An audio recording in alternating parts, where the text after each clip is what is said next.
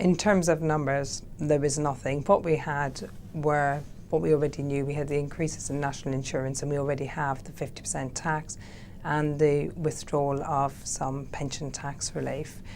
What it did say was that tax rates, the basic rate, the higher rate and the top rate were all going to be maintained.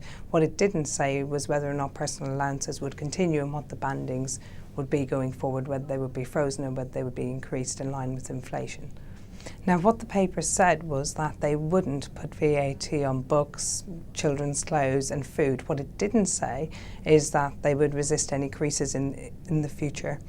What they did say is they hadn't increased it since 1997, so there is some scope to increase that in the future should the books need to be balanced at a later date.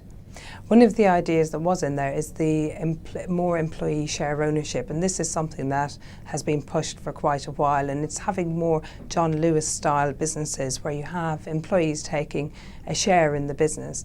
Now, what would be interesting is seeing how this is going to manifest itself, because we already have share schemes, and while they have been successful in some cases, they are of limited application. So it would be interesting to see what is proposed by that, and also what the cost of that is going to be going forward and who's going to bear the brunt of that cost. Is it going to be the businesses or is it going to be the other taxpayers?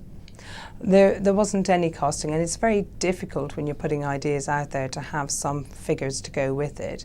But I suppose with anything, it's what wasn't in there is probably what's key, and it's looking at things. In particular, there was something on pensions, just looking at matched pension contributions going forward by the employer and the government for employees, and is that going to place an additional burden on UK businesses?